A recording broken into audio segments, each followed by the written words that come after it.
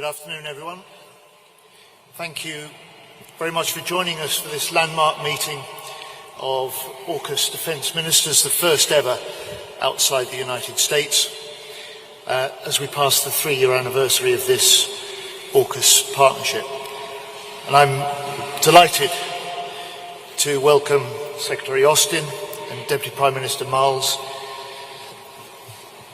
and in some ways very fitting to do so at this venue, the old Royal Naval College in Greenwich, where 6 decades ago naval officers did their first nuclear training on a real reactor that was installed in the basement here, after, of course, our US allies first agreed to share the details of their nuclear technology. And 60 years on, that same spirit of sharing skills, technology and trade between the UK and the US and now Australia is the foundation for AUKUS and driving us to go from strength to strength. And this close relationship between the US, Britain and Australia has long been a force for stability, security and democracy in the world. From both world wars to the war on terror, our 3 nations have stood shoulder to shoulder through the generations. And today, in a world of growing uncertainty, this partnership has never been more important. That's an importance that is not just military, it's also economic. And through our meetings today, we've been planning to drive this AUKUS partnership still further, boosting our collective prosperity and security in 3 ways. First, our investment in this partnership helps our industries to prosper and it breaks down barriers to trade. Second, the skills and expertise that we share boosts jobs and boosts growth across our nations. And third, the investment in our future technologies helps drive innovation and will help develop new warfighting capabilities. Here in the UK, to date, nearly £10 billion of investment has been allocated to UK nuclear infrastructure and nuclear industry since the AUKUS partnership was established. And more recently, as a new government, we've confirmed radical trade reforms to break down barriers to trade and to technology sharing exclusively between our 3 nations, worth nearly £500 million a year in the cost of red tape we're able to remove.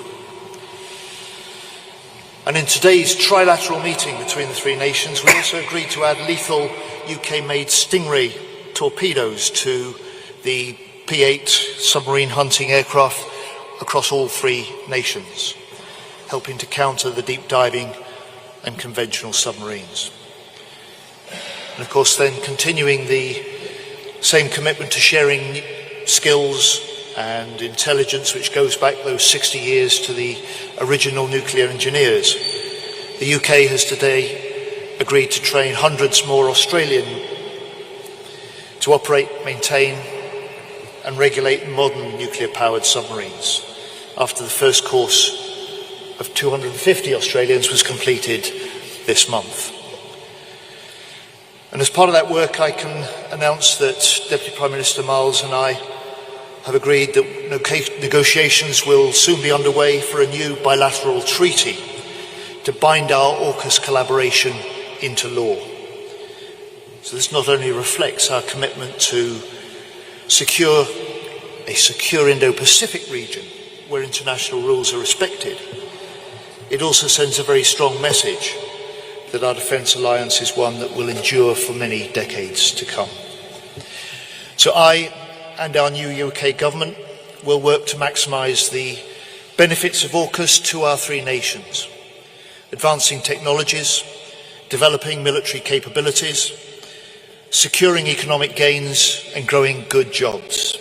But above all, we will work to maximise the potential for this ever closer alliance to contribute to wider global security and stability. Finally, of course, we have held these discussions under a cloud of growing global insecurity. So in our trilateral and in our bilateral meetings, we've reinforced the need to stand together against Russian aggression, towards peace in the Middle East, and steadfast behind Ukraine for as long as it takes. In serious times, you need serious partners. And so Richard, Lloyd, we in the UK stand shoulder to shoulder with you, and with you we will drive the AUKUS partnership from strength to strength. Thank you. Well, thank you, John. Thank you, Lloyd. It is an honour to be here at this, the third AUKUS Defence Ministers meeting. As John just said, we meet at a time of significant moment around the world, where the rules-based order is under pressure, under threat. And our three countries share strategic alignment, we share values, we stand in support of the maintenance of the rules-based order, be that in Eastern Europe, be that in the Indo-Pacific. And we are very grateful to have old, close, reliable partners such as the United Kingdom and the United States. Today's meeting has occurred just after the third anniversary of the announcement of AUKUS. What 3 years ago was an idea, today we can, looking back, rightfully say that idea has blossomed into operational plans and plans which are being executed.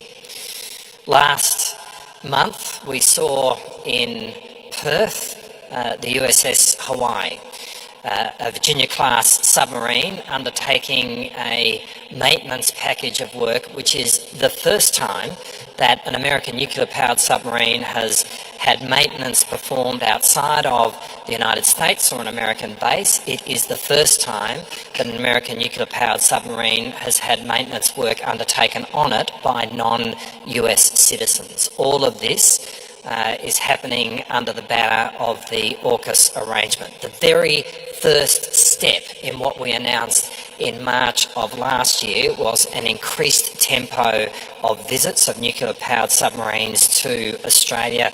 That is happening. The Submarine Rotational Force West, which will take place from 2027, is on track, and we are working very closely with both our partners, along with the Western Australian Government, to see that that is happening as well. In South Australia, we have seen land swaps take place with the South Australian Government, such that we now have the site on which a production line will be established to build the future nuclear-powered submarines in Australia, the AUKUS variant, a variant that we will operate in tandem with the United Kingdom.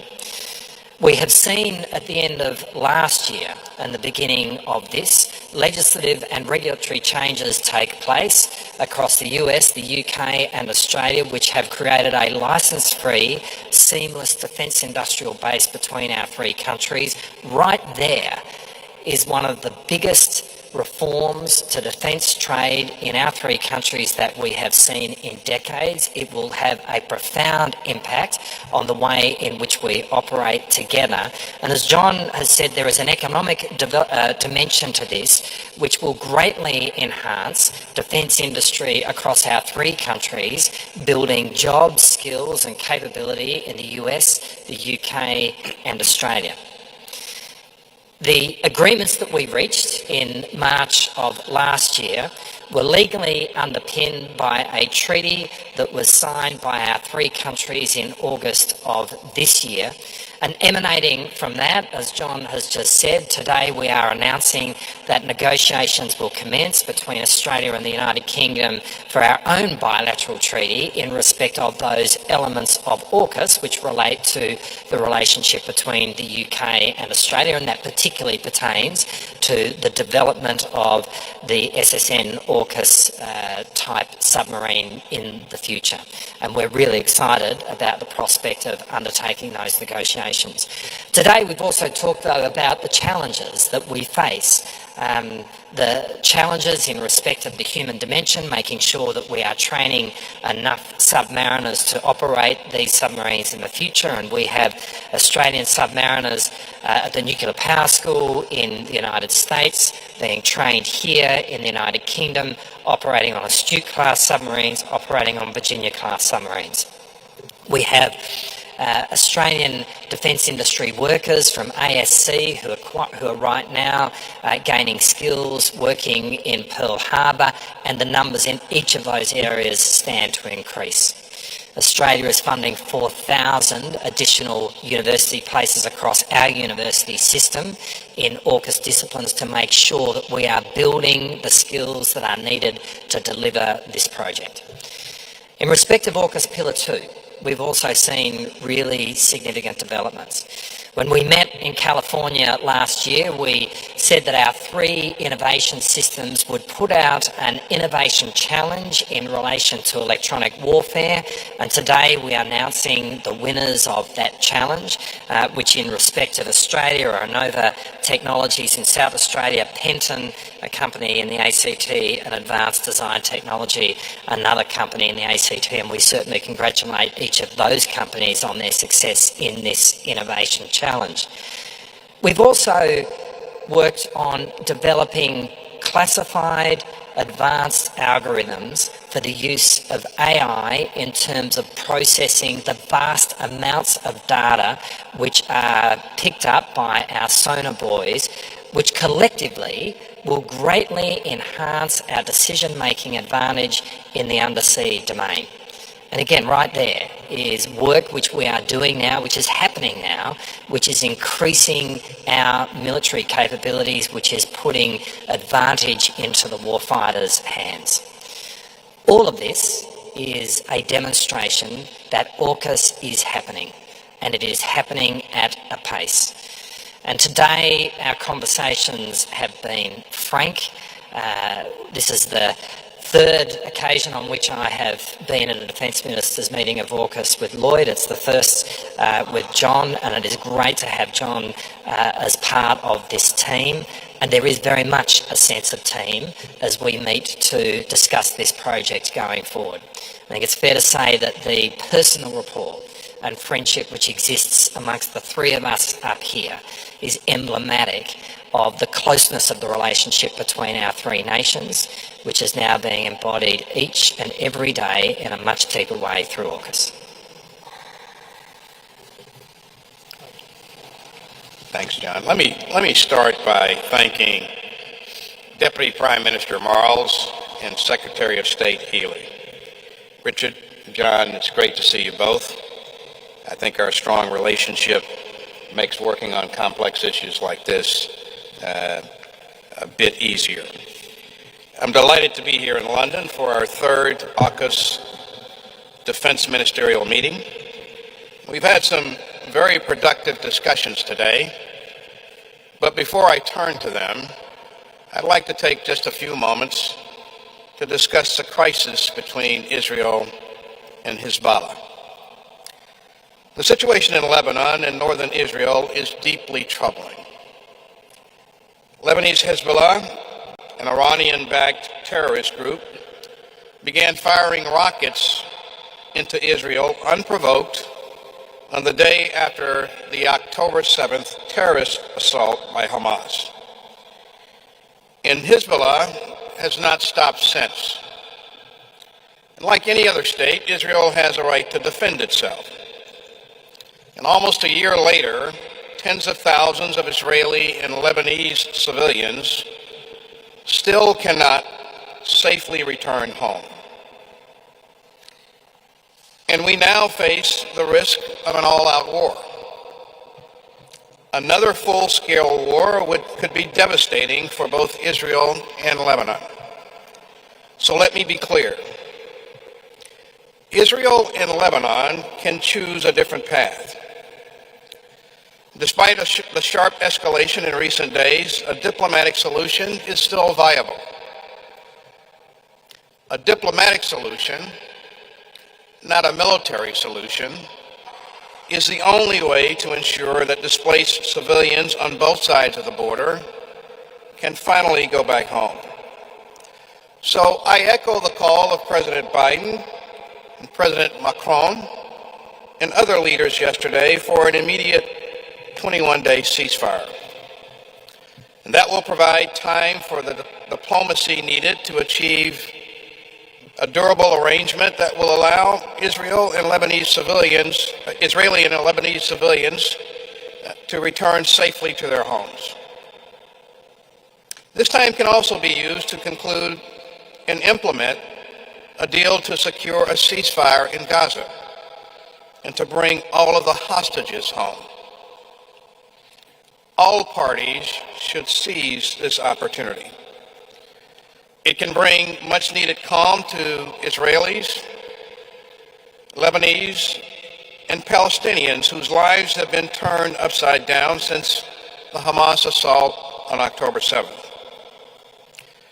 And make no mistake, the United States remains postured to protect our forces and our personnel across the Middle East. And no one should try to exploit this crisis or expand this conflict. So we will continue to work tirelessly to avoid another tragic war and to find a diplomatic path forward. And with that, let me turn back to today's AUKUS agenda. Together we have reaffirmed the extraordinary strength of our AUKUS partnership. And we showed our shared vision for an open, free, secure, and prosperous Indo-Pacific. Our three proud democracies share a deep and binding belief in the rules-based international order, in a system that respects human rights, upholds the rule of law, and insists that disputes be resolved peacefully. We also understand that we are stronger together. And that's the lens that we all used again today. Together we reaffirm that AUKUS offers a unique opportunity for our three countries to enhance our military capabilities and to deepen our interoperability and to strengthen deterrence in the Indo-Pacific. Today we reviewed our progress on Pillar 1 toward providing Australia with a conventionally armed and nuclear-powered submarine capability, while upholding the highest standards of non-proliferation.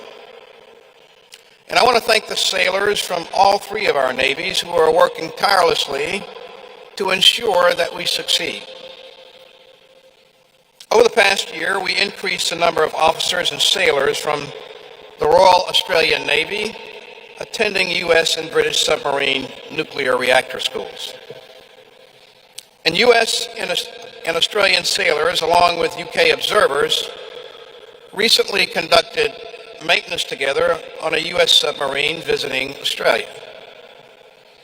This was just the first step toward ensuring that Australia has a sovereign, nuclear-powered submarine capability. And we're also making progress towards having a rotational presence of U.S. submarines by as early as 2027. Both will help to enhance security and stability across the Indo-Pacific region. The United States also remains committed to supporting Australia's efforts to recruit and train the skilled workforce needed to build, maintain, and sustain and operate a nuclear-powered submarine. And we applaud the signature of the recent trilateral agreement that will allow for the transfer of naval nuclear propulsion equipment and material among AUKUS partners. And it enhances the close cooperation already underway to integrate our industrial bases. And over the next year, our navies will seek more opportunities to integrate our industrial bases. And we'll build more resilience across our supply chains. We also got a lot done on Pillar 2 of AUKUS, which focuses on getting new advanced capabilities to our warfighters. We're working together to identify common requirements and to meet them with the most capable tech. And that's critical to building an even more capable combined force. And over this past year, we conducted several significant demonstrations and experiments across the ground, undersea, and along the electromagnetic spectrum. And taken together, all this progress will increase decision advantage for our warfighters. And we are excited to quickly field these advanced technologies across our forces. Our acquisition teams are driving integration throughout our industrial bases and our innovation ecosystems. This will maximize our combined ability to develop, produce, and sustain these capabilities together. You know, earlier this year, we held the first trilateral AUKUS Innovation Challenge. It focused on electronic warfare, targeting, and protection. And leading companies from all three countries offered solutions to these complex challenges. Our Defense Innovation Unit selected Distributed Spectrum, a vendor based in New York City. It is postured to provide critical capabilities which will strengthen AUKUS. And that reminds us of the importance of working with industry and all that it has to offer. Under AUKUS, we intend to do more of that. Our AUKUS innovation leads are developing a robust 2-year agenda for further work with industry.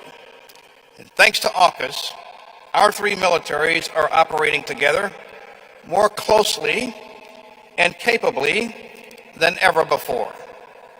So Richard and John, thanks for your leadership and thanks for your commitment to security in the Indo-Pacific. As you both said, we got a lot done today, and I look forward to doing even more in the days ahead. Thank you very much. Thank you, Lloyd. Thank you, Richard. Right, I'm going to ask 6 journalists now if they'd like to pose a question to us, and I'm going to start with Johnny Beale of the BBC. Secretary Austin's comments about Lebanon just there. You did say, deliberately I think, Israel can choose a diplomatic path. Now, Israel, you have said, should be part of that ceasefire you want, yet we've heard from Prime Minister Netanyahu today directing his own forces to continue the fight with full force. So are you worried that he is ignoring your appeals for a ceasefire? And also, is there a limit to US military support for Israel? We haven't seen any limit so far. You're still supplying them with arms. But are there red lines? For example, if Israel chose to carry out a ground invasion into Lebanon, is that a red line for you? And then I'd like to ask our Defence Secretary, are you worried about what Benjamin Netanyahu has said today? He seems to be ignoring those calls for a ceasefire which you back, and is directing his forces, as he says, to continue the fight with full force.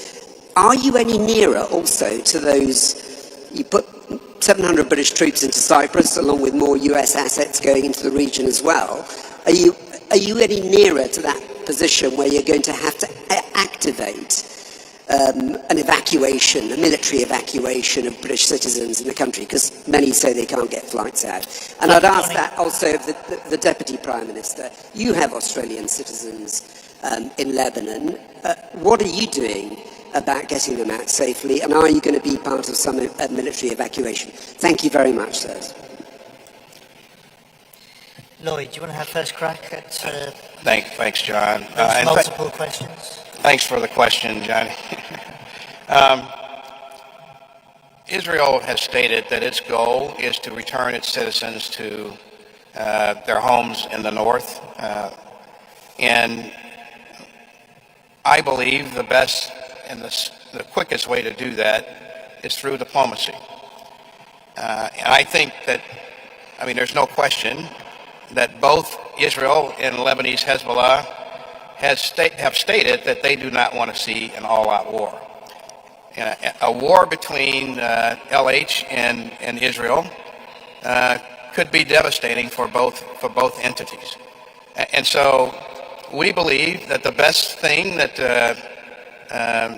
that can happen is that, we agree to a ceasefire, or the two parties agree to a ceasefire and allow diplomacy to take place. And again, we have been in constant dialogue with our counterparts in Israel. As you probably know, I've talked to my counterpart frequently, and of course, I encourage them to pursue diplomacy every step of the way. In terms of any limits that we would place on Israel, we've been committed from the very beginning to help Israel and provide the things that are necessary for them to be able to protect their sovereign territory, and that hasn't changed and won't change in the future. So. Thank you. The calls at the United Nations at this time, this week, led by President Biden, by Prime Minister Starmer and a number of other nations for this 21-day ceasefire, unprecedented calls together at the United Nations, offer a pause in the fighting, as Secretary Austin has said, and the chance to see negotiations. There is a way that Israel can see its thousands of displaced citizens return to their homes in northern Israel, and those Lebanese can return to their homes as well, and that's the American-led Hochstein Plan. The Israelis have said they're prepared to accept that, and I urge Prime Minister Netanyahu and the Lebanese Hezbollah leaders to pay heed to the combined voices at the United Nations to do just that. 21 days, a ceasefire where talks can start and the fighting can end and the chance of a longer-term settlement may emerge. On the question of the British nationals in Lebanon, this is our first concern, their safety. It's the first duty of a government, is to look after the interests of its nationals. Our advice on Lebanon has not changed in recent days. It's been the same for weeks. Don't go to Lebanon, and if you are in Lebanon, then leave. And there are at present commercial flights leaving Lebanon. But any sensible government must make preparations for future developments. So I left the Labour Party conference early this week on Tuesday morning. I chaired a meeting of COBRA officials that afternoon to ensure that if we see rapid developments in Lebanon, then Britain, with allies, is ready to respond. And in the last 24 hours, we've flown 700 UK military personnel to Cyprus. They stand ready to act should they be needed at short notice. Well, firstly, Australia has added its voice, along with the US, the UK and other countries, for a call for a 21-day ceasefire to enable diplomacy to have the opportunity to establish a longer-term peace on the Israeli-Lebanon border. There are a significant number of Australian citizens who are in Lebanon, and we have been very mindful of that population of Australian citizens in Lebanon really since this conflict began. We do have in place plans and preparations in respect of a range of scenarios, and we stand ready to activate those preparations. But the most important thing that can be said right now is to echo what John has said, and that is that Australians who are in Lebanon now this is the time to leave. Don't wait. Take the opportunity to leave while you can. The quickest way to getting to safety is to take steps as we speak. And for those thinking of going to Lebanon, don't go. It is really important that people use this moment. And we are speaking as loudly as we can to the more than 10,000 Australian citizens who are in Lebanon. Now is the time to leave. Thank you. Can I move to Bridget Rollison, please, ABC? Thank you. Secretary Austin, as the Deputy Prime Minister said, Australia has thousands of citizens in Lebanon. Given the close partnership that we've seen evident today, will the US, has there been discussions about how the US could possibly help Australia in getting these citizens out safely? Bridget, there's a bit of an echo, so I couldn't understand the question completely. If you could move your mic a little closer, maybe, and speak up a little bit. Sure. I was just wondering if there's been any discussions about how the US can help Australia get their citizens in Lebanon out safely, given the partnership we've seen on display evident here.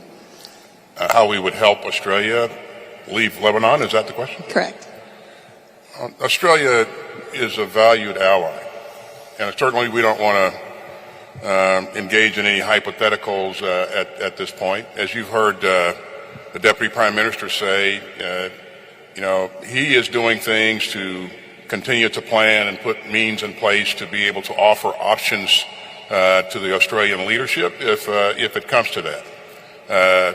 We do the same thing, and as you heard Secretary Healey say, he is doing the same thing. And we are close allies. We will always endeavor to help each other when and if that time comes. But again, that hadn't presented itself yet. But Australia and the UK, I would hope that they would feel that they can always count on the United States of America. Perhaps I might just respond and say there's not been any request, obviously, of the UK or the United States. Right now we are talking about a hypothetical, but the most important message for people today and Australian citizens in Lebanon today is to leave. That's the most important step that people can take. But as Lloyd said, we, in our preparations for a range of scenarios, work really closely with both the US and the UK. There is a history of cooperation which goes back decades. We have seen scenarios in Lebanon previously over the last 2 decades, and they still remain fresh in our minds. But the most important step in relation to all of this as we speak is for Australians in Lebanon to leave today, right now. Thank you. Healey Britsky, CNN. Thank you so much. Secretary Austin, you've spoken with your Israeli counterpart multiple times in the last week. Given Prime Minister Netanyahu's comments today, do you have confidence that Israeli leadership is listening to the U.S. when it comes to this conflict with Hezbollah? And Secretary Healey, for you, can you speak about any detailed conversations between you and Secretary Austin regarding lifting the ban on Ukraine using Storm Shadow missiles to strike deeper inside of Russia? And is the UK prepared to move forward and allowing Ukraine to do this without the US if the US does not give approval? Thanks, Healey. You heard me say a couple of seconds ago that a full-scale war between LH and Israel could be devastating for both parties, and it could lead to a larger conflict throughout the region. So that's not in the best interest of anyone. And the best way forward is to pursue a ceasefire that will enable diplomacy to take place. Again, I know that our diplomats continue to engage each other on this issue. I am confident that they'll continue to find a way to do just that, get to a point where we can see a ceasefire and still work towards a diplomatic solution. But we recognize that there's hard work to be done. We are committed to doing that work. And yes, I am optimistic that the right things will happen. Healey, we've been a government now in the UK for 10 weeks. In that time, we've stepped up the military aid that we've providing to Ukraine. We've sped up the deliveries of the aid that had previously been pledged. We've struck a new industrial treaty with Ukraine so that we can not only provide what they need now, but we can produce what they need in future. And the main focus for the discussions between Secretary Austin and I this morning over Ukraine were how we get behind the victory plan that President Zelensky has presented in the US this week, and how we can reinforce the Ukrainians' position in the months ahead in the face of a continuing onslaught from the Russians on the eastern border. And in the end, we're talking about resolution of conflict and ceasefire in the Middle East. Putin could end the war in Ukraine today if he pulls back his troops and ends his illegal invasion. Can I move on to Mark Nichol at Daily Mail, please? Thank you, Mr. Healey. If I could ask you this question and then an adjunct to it to Mr. Austin. As the Daily Mail has reported recently, the Royal Navy hasn't had an attack submarine on operations for more than 2 months, and most of the Astute class are alongside undergoing repairs. This has necessitated a greater reliance on the UK's allies, in particular the United States. So when will Britain be able consistently to protect its bomber submarines which carry the UK's nuclear deterrent?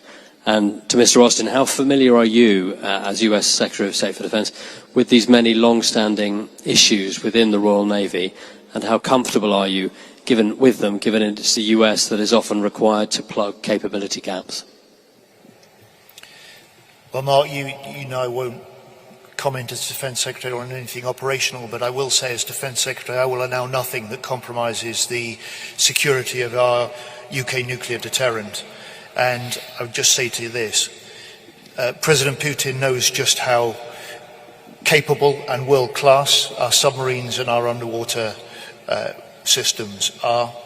And today, we as three nations have been discussing the way that our national forces can be strengthened by being developed and deployed in the future together through the AUKUS partnership. So this is a partnership that reinforces our national securities, but also collaboratively reinforces wider national and international security and stability too.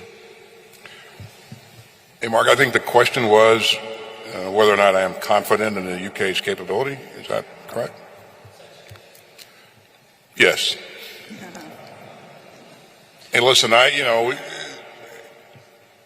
we have been trusted allies for a long time. We have fought beside each other, bled with each other, faced difficult challenges with each other. And I was telling the ministers earlier today, the short 41 years that I spent in uniform, a good part of that, well over 5 years was in combat, on and off.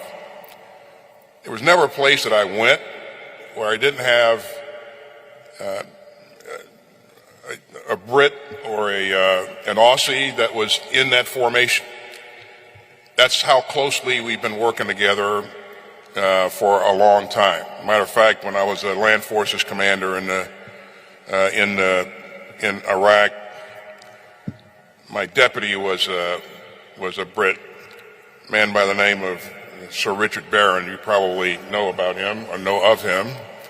He rose to prominence in the UK military. But I have confidence in their warfighting capability, their strategic outlook, and their willingness to work alongside us on tough issues, and the same level of confidence with the Australian military. So the short answer is yes. That answer is based upon many years of experience of working with our allies here. So. Thank you. Can I turn to Latika Bork, please, the Knightley? Thank you. Secretary Austin, a revered elder of Mr Marles's party, former Prime Minister Paul Keating, has said that AUKUS is about the United States turning Australia into suckers and a military outpost. What would you say to critics like Mr Keating? And are you concerned about the tone of the debate in Australia around AUKUS and that leading to a slippage in public support for the program? And Secretary Healey, I didn't quite understand your answer on Storm Shadow. Yes or no? Are you willing to go it alone? And Secretary Austin, would you be okay with that scenario if the British decided to go it alone? So, regarding your first question, AUKUS, Pillar 1 of AUKUS will provide a generational capability to Australia that will provide benefits for many, many years to come. It is well worth the investment. It is well worth the effort that we put into it. And we take this very seriously. As you heard Secretary Healey say earlier, we haven't shared this with any other country in 60 years. So this is not a good idea that we woke up one day and said, hey, let's do this. We understood the level of complexity, the commitment, the hard work that would go into this, and the shared responsibilities that would come along with this. And what I've seen throughout in working with our trusted allies here is just that, tremendous commitment. I've seen incredible performance by their sailors, by the Australian sailors, and Secretary Healey, I know would agree with me. As we have trained their sailors in our schools recently, their performance has been quite impressive. This effort extends over several years. And because of that, we know that we need to make sure that we hit every benchmark, every objective over that period of time that we've outlined. And to date, in the third year of our efforts on AUKUS, I can say that we have. And we continue to press forward to make sure that, that we're doing everything that we need to do to ensure that this capability comes to life. And it's already coming to life. You look at what's happening in the schools, what we're doing in maintenance, we're investing in the submarine industrial bases. So we are creating capability, and we are committed to making sure that Australia has what it needs to have going forward, and it will make its own sovereign decisions about what it will do in the future. We fully expect that. But thanks. Let me add to that. I said earlier that we've just completed the first course, our Royal Navy training 250 Australians in nuclear engineering. I'm proud to say also we've got Australian submariners now serving on one of our astute submarines. And we've got Australian experts now in our wider nuclear enterprise. These are just the very first steps.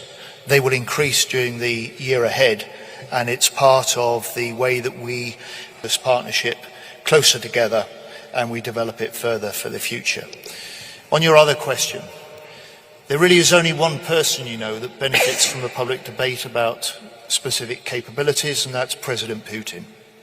And I would just say to you this: America, that has been outstanding in its leadership in support of Ukraine, and the UK provide military aid and support for Ukraine across a wide range of capabilities. And we do that for the sole purpose to help Ukraine defend itself from this illegal invasion, and we will continue to do that. I might just say a little bit in response to Latika's question as well.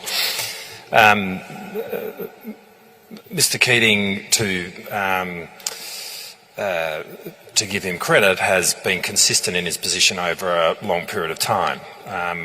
What Mr Keating is saying now is what Mr Keating was saying in March of last year, so there's really nothing new in his comments, and obviously he is perfectly entitled to the view that he holds.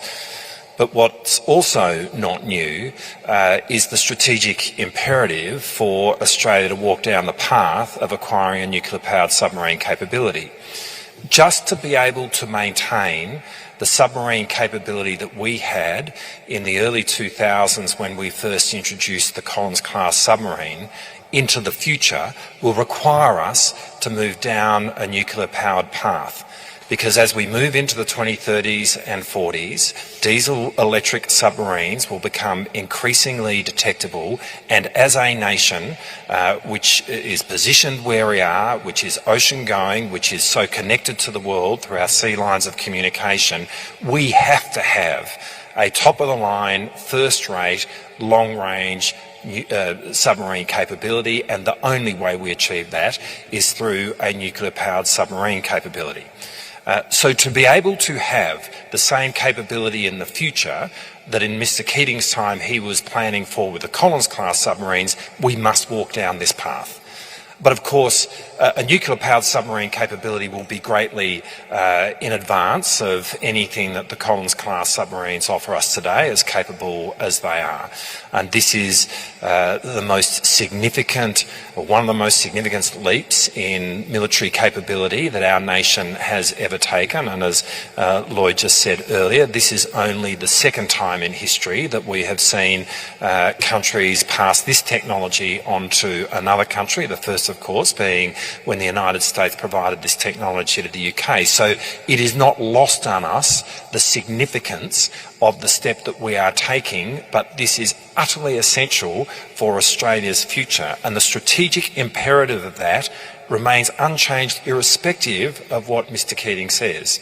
And in terms of the state of the debate in Australia, from the Labor Party's own conference last year in August through to the bipartisan position which is held by the political parties in our parliament, through to the public support for what we are doing in the development of AUKUS and Australia acquiring this capability, there is support for AUKUS in Australia.